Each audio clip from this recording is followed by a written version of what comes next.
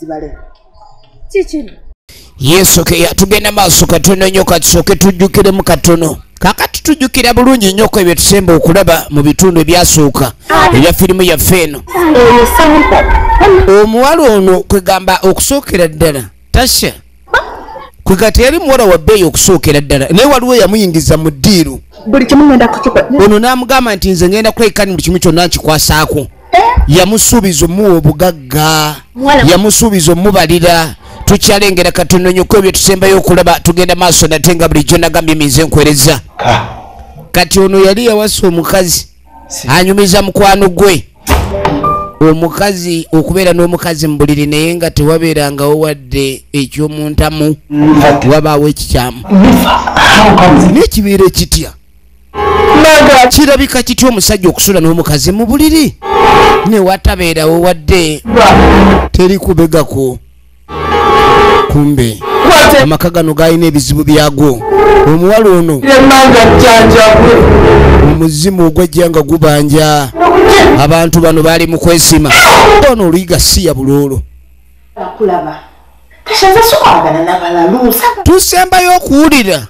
mukwano gwa Tasha jjukira kennyini yatandika omuintroducinga mu bintu bino byonna gye byali bitambula bidda Tasha yalina omululu mu kubiyingira wabula mu ebyo bye yasembayo mugamba oni awulira ndowooza oli omuwa atandise ogw'eddalu naga atogeza kunejjako naawe njagenda maaso mbisaasanye ndiwatta omuntu tokyerabira Bumala Studios ekutuusizaako tutandika butanzi nagambe tulaba series Raphael Busula film tutandika butanzi egenda maaso natenga bulijjo nagambe it's all about Listen VJ out Emit Nation tugenda kulaba Nal Williams ekyali kunyanjula Nicholas Oketa atenga mulungi Angel ne ku screen kwali tosuba na Lubega Fiona ekyali kunyanjula egenda maaso jukira tulaba Gululuma yawandiikibwa Nal Williams Gululuma gye tulaba era nga twaga tubenga tumanya episode yaffe ekitundu ekyo-10 gye tugendako ekitundu ekyo-10 episode 9 tuli ku 9 okay kakati mu kaseera kano ono ali wano tuba tulyawo nga munne baali ba mukwano nnyo kwensoka olindiraawo galawo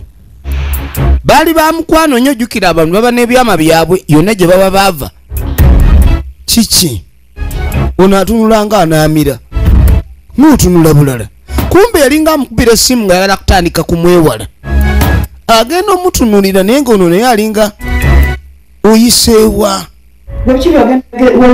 namugaa lwaki ogenda maaso n'okweyogeza oyogera ku ssimu biki namugaa ku byonna bye wakola okunteeka mu bintu byo n'onsuubiza byonna bye wansuubiza nga manyi obulamu bugenda kutambula yatuuka n'okumuweesaayo mukwano gwe namugaa kati mukwano gwe nze namugamba omuwe bwe nagamba okuleeta waleeta mukwano gwe nali nkutumye kati omuzimu mbu gwagala ku ssente ono yaseka kyogere lumu nti gwayagala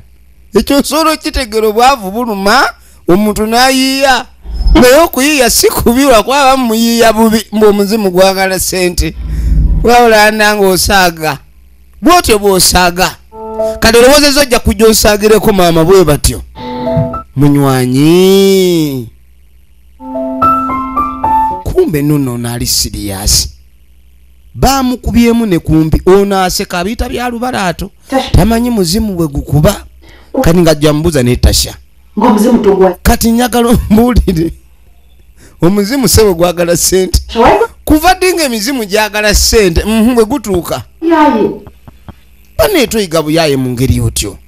wulira namugaa tuli ba mukwano nze bw'ojja n'oŋŋamba nti n'olina ekizibu nsobola okitegeera essente entono nsolo zikuwa ng'omuzimu gwagalayo $5,000 weetegereze jjukira amukanze namugaa singa onoogaana okumpa amatu weegendereze kubanga watta omuntu yamugaa bino si bya bulimba muzimu gwe guzaagala muzimu bambi muzimu babuwe aha kati ng'amugamba nti emitwalo 5 bagwe yagala njagga kuwa. Kino kye bayita blackmail. Abamu blackmailing oba oli awo ye bwakirabanga, naye nga kino si blackmail. Wabula ono lwaki akitwala nga blackmail? Kubanga amuyinako kwega bintu bingi byammanyi, amuyinako enziro nyingi. Kati ng'amusuubiza okumunoonyeza ssente ajja zimu. Agenda genda yugo alinga ataliwo, akyala obwongo bukyala, kati abadde awese. Olaba gwe okujja ssente mu bizibu. Firimu egenda maaso, njagala weetegereze, tunuulira. Kati yawulira nga tabitegeererako ddala. Katonda wattu ebintu nga bitabuse, omuzimu gutandika kutya okuba ne gwagala ssente. Naye omwana ono kiki naye kati kyatandise okuyisaamu, anfukidde ekirala. Kati obwo bwe bukodyo bw'atandise okuyitamu anzibe, kuba okuba alina akaama akatono kammanyiiko. Amukanze jjukira. Kati munange bwe tuva eyo banna mwana naawe naye mulamu naye naawe entambula sikitegeera, oyiikawo buyisi nga mukoka wegera kunkula omutima, sikutegeera mulamu. Bana okoze nno si bulungi, amuyita mulamu we.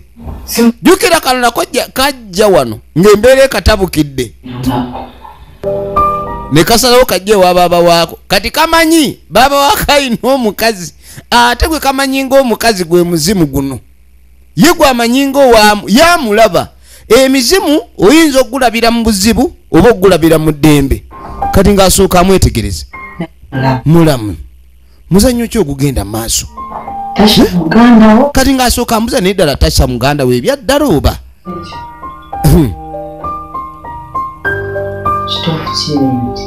Ono atabuddwa. Kakati ye alabanga tasha alyamu muganda we olukwe, kubanga olumu amulaba nga ali ne muganda we. Sisaaga Namuga ebintu byenkugamba bya ddala, muganda we agenda kukulyamu olukwe. Waliwo ebintu bagenda maaso n'okuleekani akola, nendabira ddala nga mu butuufu wekuba kululya yalulya dda olukwe. Ayiseewo w'alina okkuma. Naye bannaye teri kiwa buvumu ng'oyogera n'omusambwa naye nga gwomanyi oyogera na muntu, naye gutandika okujjayo enjala, omutwe gufuuka okufuuka embuzi. Oyinza owulira ennyumba bwefunda.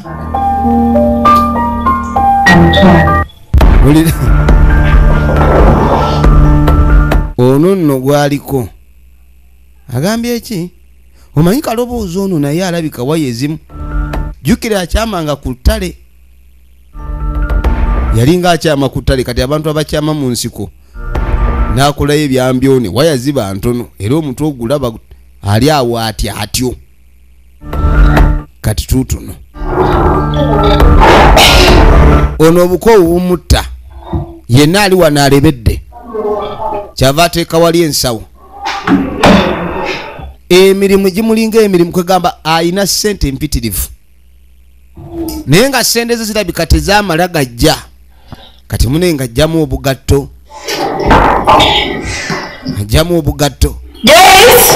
kyava ayita Dennis. Ayita Dennis.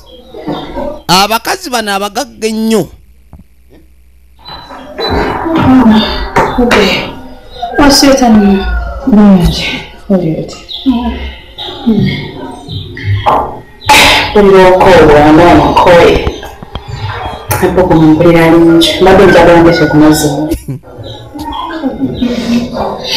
Kaakano bayita Dennis Joyce ye yajja.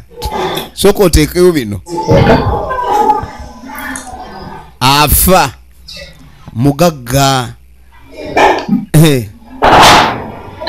Amazzi bamuweereza maweereze, wabula n'esente kasiteewera, ebintu byonooneka.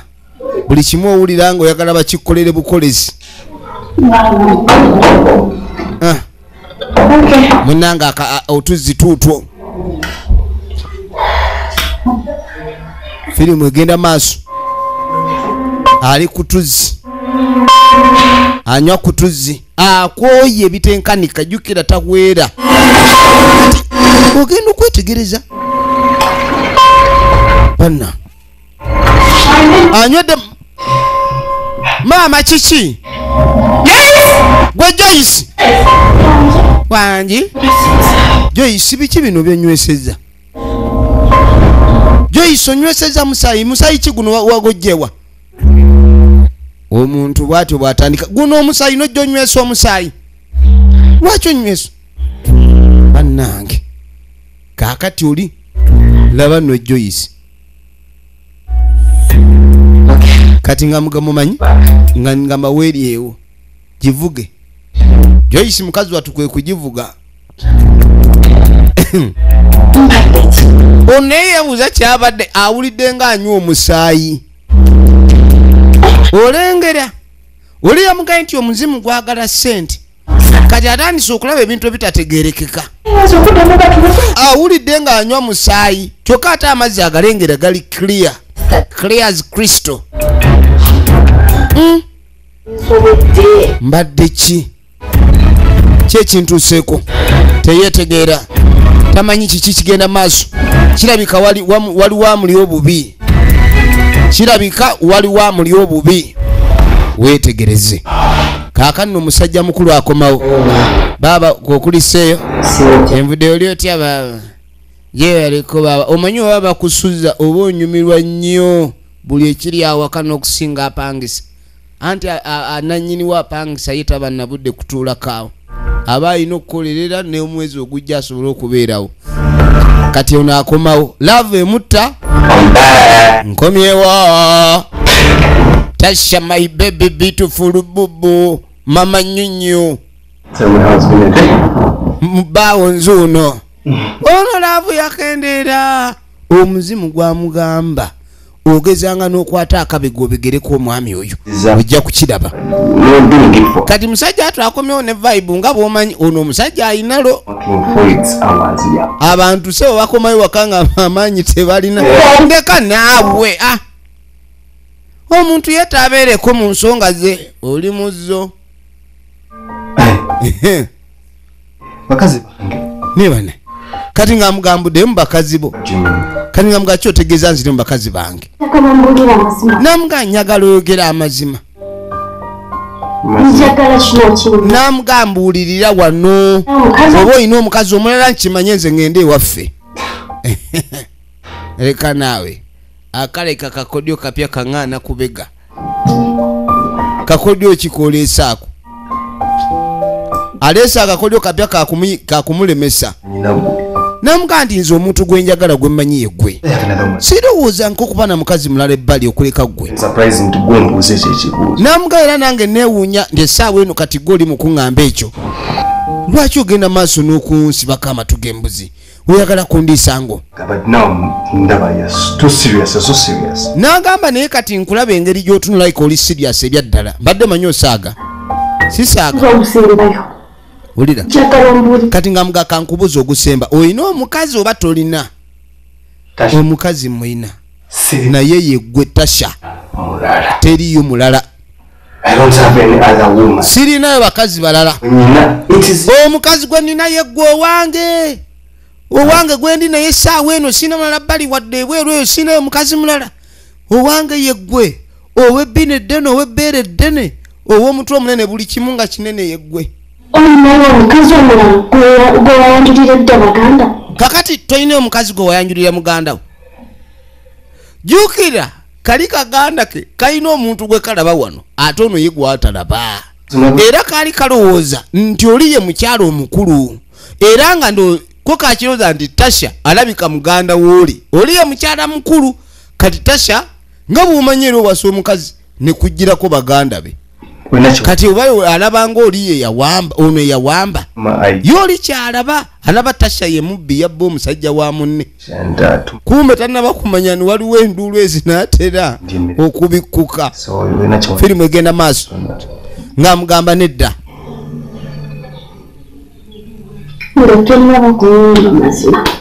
nga mugamba nti nga tonaba kumbuulira mazima amatuufu wapana kumbya kwini ako kakodyo kakambwe jukira naye kati nakyo kirabika kyandibanga kifunye ebyokwekwasa kubanga bakigamba ogezanga n'omukwasa akabega agezanga n'abegako ojja kutuulira akatufaamu kati ali wano yakeekalakaasa ayafunye ekyokwekwasa musajja atu yasoberwa jukira nyumiza mukwano gwe yalinga yesunga nnyo okuleeta Tasha ewaka ng'akimanya okubega kugenda kuba kwa buli lunaku munange ebintu bw'obisuubira si bwe biba ky'obola abaganda bagamba ky'otannalya tokyesunga ng'akati noono kazaala bulwayi ono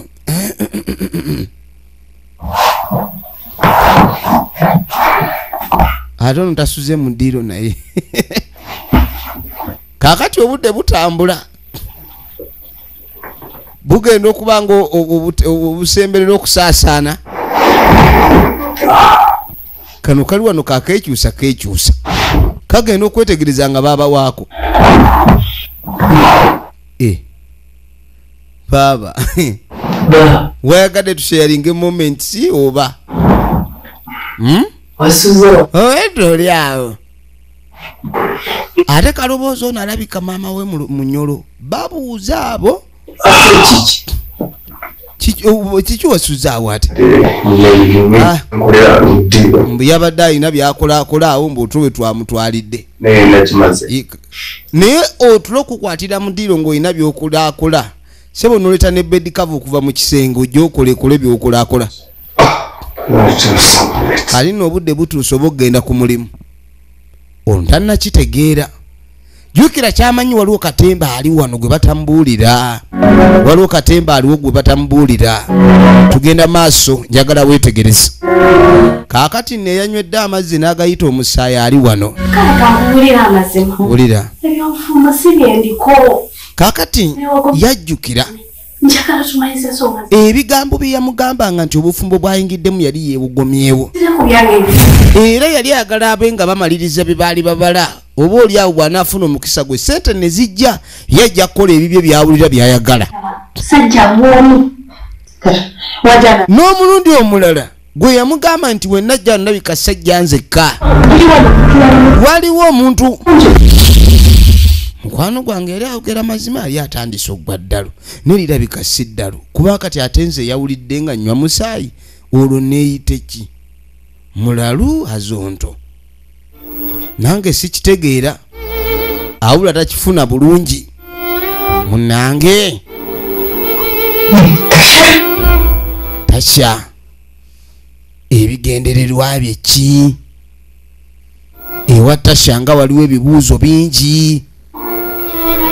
ebintu bino bigenda kukolebwa bitya byo njagala weetegereze nagambye tugenda maaso esinema yino wateekeddwa okubaawo engeri y'okutegeeramu bino ono ayinza otandika nga gamba leero mpa $50,000 enkya nagamba kakadde ku lw'okuba ayina ekyama kyange ono nteekeddwa omusalira amagezi bw'anansaba akawumbi n'akajjawa omuntu akusabirawo akawumbi abantu tebaswala asooka naggezesa naga mpa 5 bwogamu naga kale mpa akakadde awo wonna nga ali mugezesa kati bw'atuuka naga kati njagala kawumbi nedda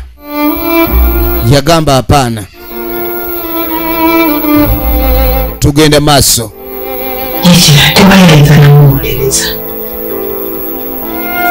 yagamba omuntu ono we simwegendereze Tasha nteekeddwa okuyiyiza nga tonnangiyiza bagamba ono alya noono alya yemmere egenda kati wakikere gwayikiriza nze togenda kunkola ggwako siri wakikere oba toli wakikere kaaka tugenda okudda eno kaakati kaloboozi yagamba Tasha ndikirabika baabawe ne mulamu balwanyi ye gwayita mulamu n'omuganda ageza okuzuka nga baaba yasuze mu ntebe kirabika bakubaganye jjo naye kirabika obufumbo bwa baaba nabwo tebuli sitedde namugani naawe ebintu bye bibuzaabuza amagezi g'ono omwana gali awo mayabayaba nnyo matono nnyo gakubalira ku lubatu ati galinga oba gammese tasengejja tafumiitiriza kyalaba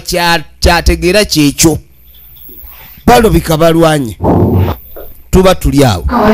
nga waliwo akonkona ekibuzo kiri nti ani yali akonkona guluma yaguzza naye guno gululuma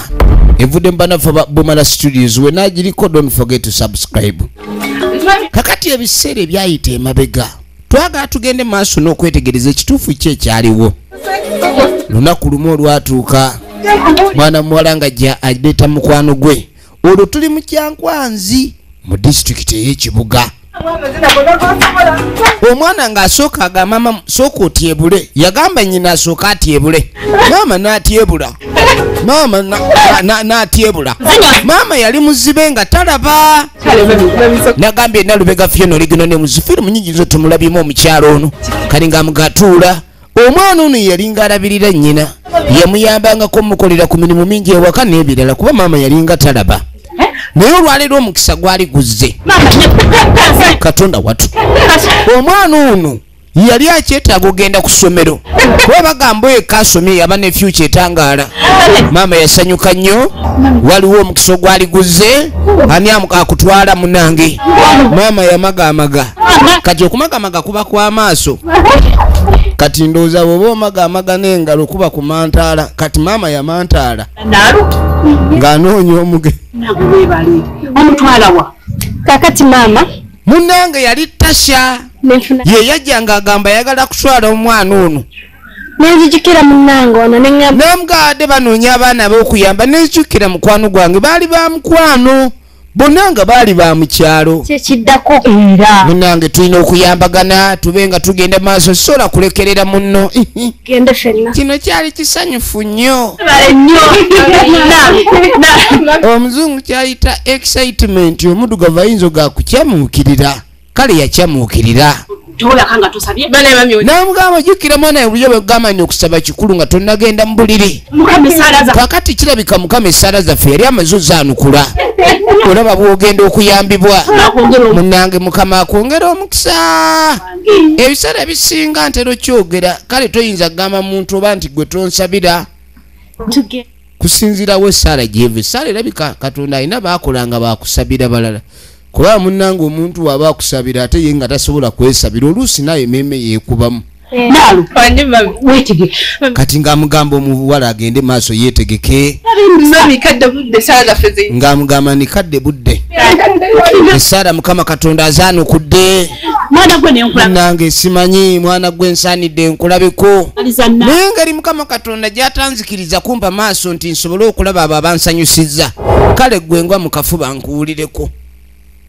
yamugwa mu kafuba n'amuwulirako bwakeera enkya ku makya olunaku olulala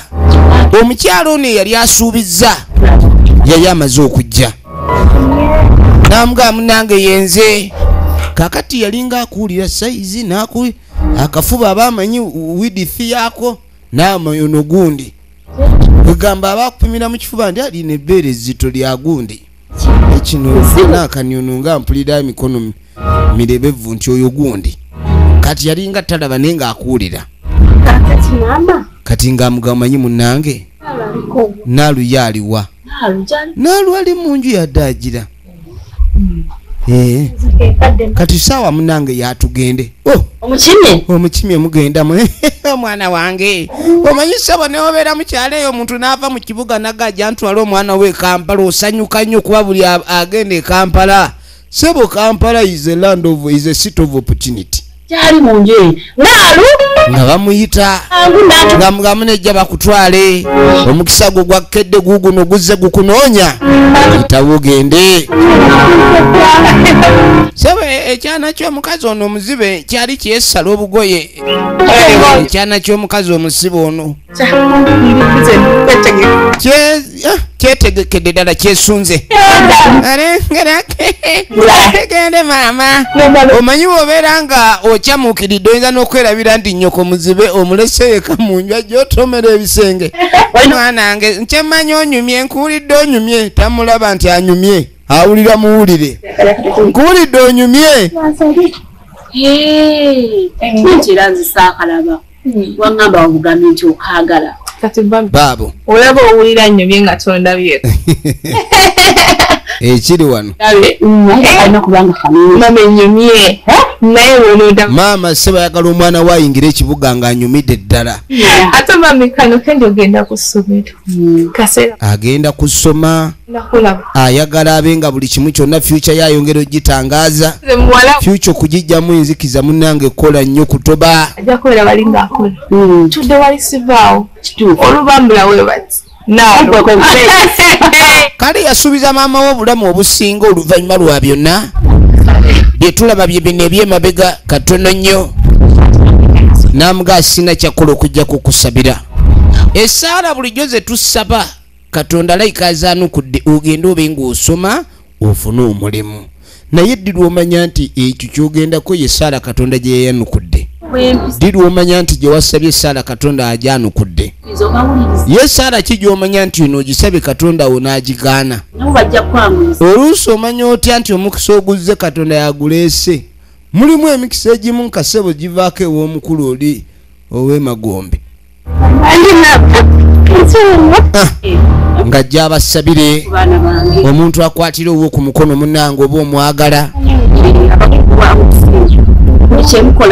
n'agamba nti buli kimu kye munaakola nga nkitaddemu essaala Mukama Katonda abeere nammwe one mwana wange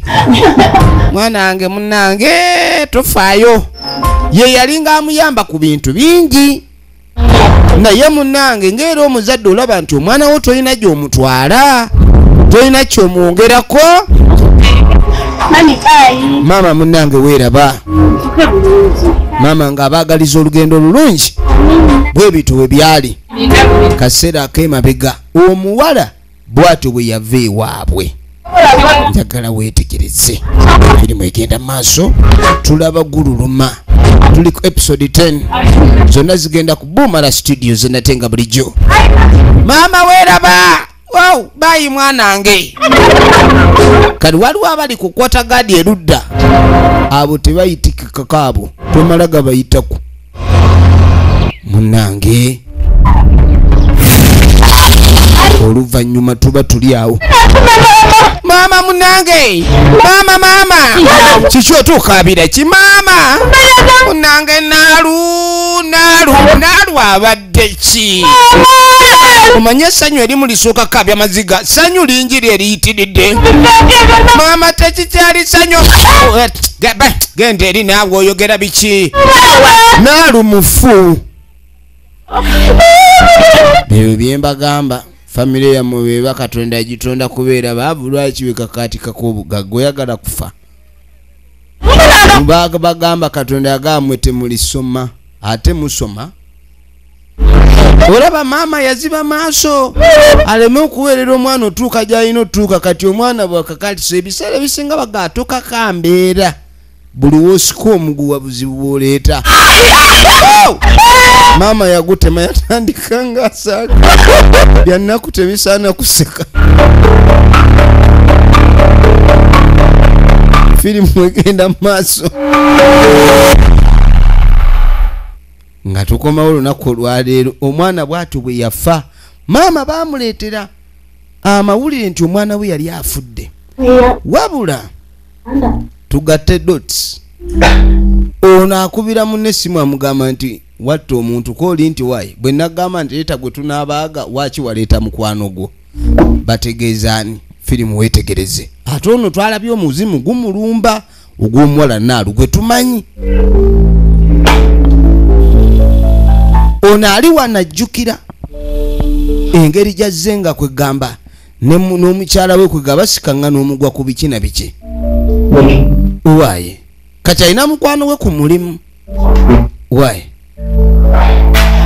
kiki tabuki